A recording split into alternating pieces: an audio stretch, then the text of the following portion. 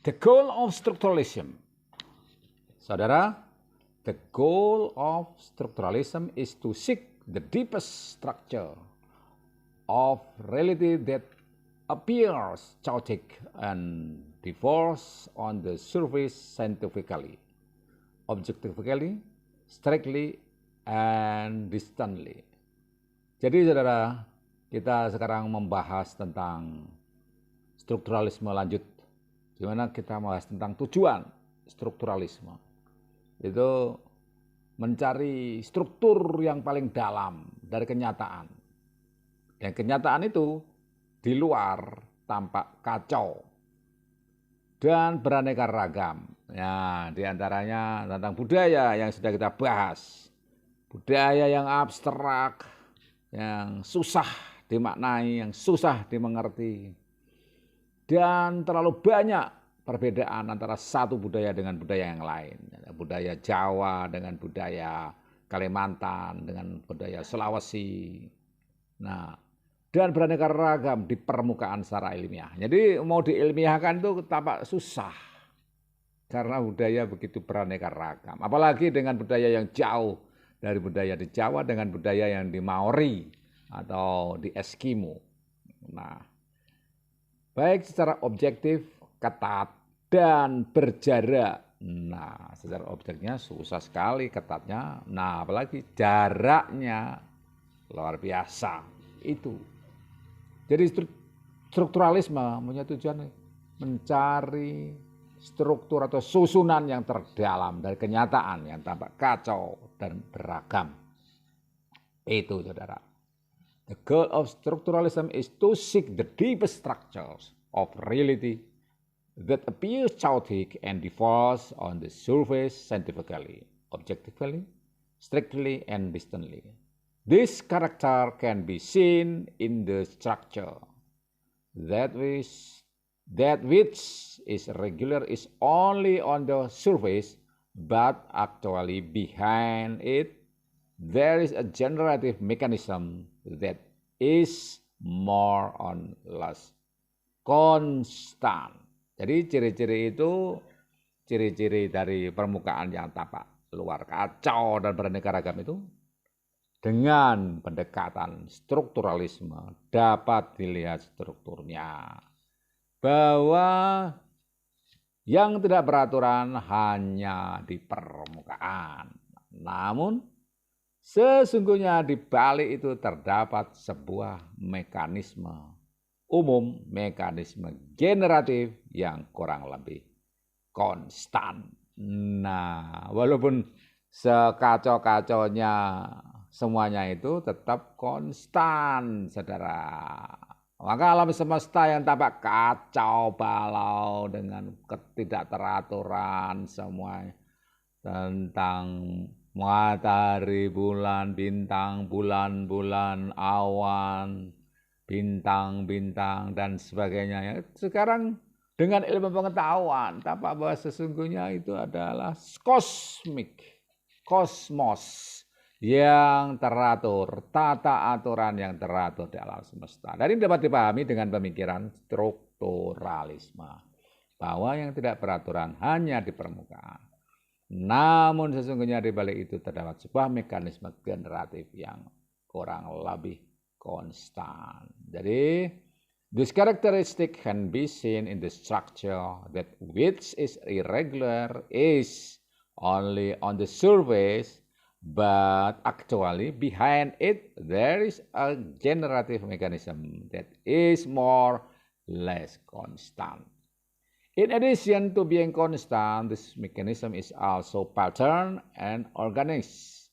There are blocks of elements that are combined and used to explain what is on the surface. Jadi saudara-saudara, mekanisme itu yang demikian tadi, selain bersifat konstan, juga terpola dan terorganisir. Terdapat blok-blok unsur yang dikombinasikan dan dipakai untuk menjelaskan yang di permukaan. Jadi bukan hanya konstan, tapi ada polanya, dan ada organisasinya. Maka bersyukurlah orang yang mendalami tentang organisasi, disebut sebagai organisator. Nah, di situ, di dalam konstannya segala hal yang tampaknya kacau itu juga terpola. Ada polanya, ada bentukannya, ada mapnya, ada gambarannya, dan ada organisasinya. Ada bagian-bagian organisasi. Karena kita tahu organisasi itu apa? Ada kepala, ada tangan, ada kaki, ada dada, ada jari, ada jemari, ada organ-organ yang saling mendukung satu sama lain. Tidak bisa kepala langsung berjalan sendiri. Dia pasti akan membutuhkan kaki. Melalui kaki, apakah kepala langsung memerintah pada kaki? Kepala yang di dalamnya ada otak, dia memerintahkan kepada bagian saraf untuk menjadi perantara agar menyalurkan kehendaknya itu. Sehingga ada saraf motorik menggerakkan kaki dan kaki yang bergerak. Tidak perlu kepala itu langsung turun ke bawah, langsung dusel-dusel atau langsung gelundung. Tetapi dia membutuhkan peranan dari organ yang lain. Nah itu. Jadi terpola dan terorganisasi dan tetap. Makanya kita susunan tubuh kita itu tetap, saudara. Kalau ada langkah-langkah saraf sensorik masuk, maka masuklah ke saraf motorik. Nah, jadi ada sensorik, ada motorik. Tidak langsung kepala yang akhirnya menggerakkan langsung berjalan gelundung, tapi harus kaki yang berjalan. Sensornya dari mata, indera mata itu ada di kepala. Dari situ ada perintah menuju organ-organ tubuh yang lain. Nah, itulah mekanisme konstan dan terpola dan terorganisasi itu ada blok-blok unsur yang dikomunikasikan dan dipakai untuk menjelaskan yang tampaknya kacau di luar itu. Are combined and used to explain what is on the surface. Nah, there are blocks of element that are combined and used to. Nah, saudara, selanjutnya, researchers consider it objective, namely being able to maintain a distance from the truth in their research. Para peneliti menganggap objektif, yaitu bisa menjaga jarak terhadap yang sebenarnya dalam penelitian mereka. Jadi dong, penelitian itu supaya objektif, maka ada jarak. Nah, supaya objektif di dalam suatu tindakan, maka kepala itu ada jarak dengan kaki. Sehingga dia tahu kakinya itu bisa berjalan dengan lancar, dengan cepat. Tidak langsung kepala yang di bawah, gelundung. Maka tidak bisa melihat secara objektif, jadi subjektif jadinya. Jadi para peneliti menganggap objektif, yaitu bisa menjaga jarak terhadap yang sebenarnya dalam penelitian mereka. Dalam kajian penelitian juga demikian, ya. Researchers consider it objective, namely being able to maintain a distance from the truth in their research. An approach using the nature of language, namely identifying elements that are appropriate to convey a message. Nah, saudara di sini, ya, pendekatan dengan memakai sifat bahasa, yaitu mengidentifikasi unsur-unsur yang bersesuaian untuk menyampaikan pesan. Jadi dalam strukturalisme itu pendekatannya dengan bahasa. Untuk memahami perbedaan antara satu budaya dengan budaya yang lain, pendekatan yang dipakai adalah dengan bahasa untuk menjelaskan itu, mendeskripsikan itu, mengidentifikasi itu unsur-unsur yang sesuai antara budaya-budaya di Jawa dengan budaya-budaya di Sumatera. Ternyata banyak kesesuaian antara budaya di Mojopahit dengan di Sriwijaya, oleh karena ternyata ada kesesuaian pesan, kesesuaian unsur yang disampaikan, yang berhubungan dalam pesan. Sebagai seorang ahli dari negeri Tiongkok sana atau dari India sana datang ke Sriwijaya untuk menyesuaikan diri di dalam kebudayaannya, di dalam agama Buddha, ketika Sriwijaya pernah menjadi puncak kebudayaan Buddha dan para ahli dari India datang belajar ke sana sebagai pusat kebudayaan agama Buddha pada saat itu. Nah, di sini ada identifikasi unsur yang bersesuaian antara Sriwijaya dengan India. Jadi pendekatan ini untuk mengetahui semuanya itu dengan memakai bahasa. Pendekatan dari strukturalisme adalah dengan memakai sifat bahasa, mengidentifikasi unsur yang bersesuaian, guna menyampaikan pesan. Jadi, an approach using the nature of language, namely identifying elements that are appropriate to convey a message. Like language, there are always micro elements to mark it, one of which is sound or pronunciation. Seperti bahasa yang selalu terdapat unsur-unsur mikro untuk menandainya, salah satunya adalah bunyi atau pengucapan. Nah, selalu memakai unsur-unsurnya guna menandai. Unsur-unsur bahasa itu banyak. Ya, di sini ada salah satunya bunyi atau pengucapan. Jadi dalam lomba-lomba novel itu ada unsur-unsur bahasa yang dinilai selain unsur sastra. Jadi kekuatan antara sastra dan bahasa di situ tarik menarik, dan biasanya juri yang berlatar belakang bahasa akan memenangkan unsur-unsur bahasa.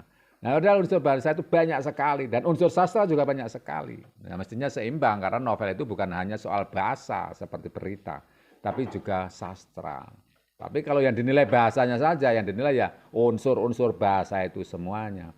Bunyi, pengucapan, kata, kalimat, frase, sintaksis, hubungannya, tata bahasa, kata depan, awalan, akhiran, tanda baca, titik koma, dan lain sebagainya itu.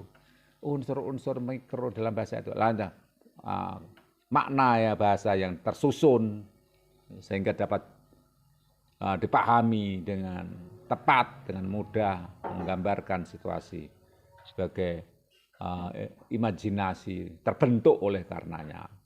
Jadi seperti bahasa yang selalu terdapat unsur-unsur untuk menandainya, salah satunya adalah bunyi atau cara pengucapan. Nah, di sini di dalam strukturalisme like language, there are always micro element to mark it, one of which is sound or pronunciation.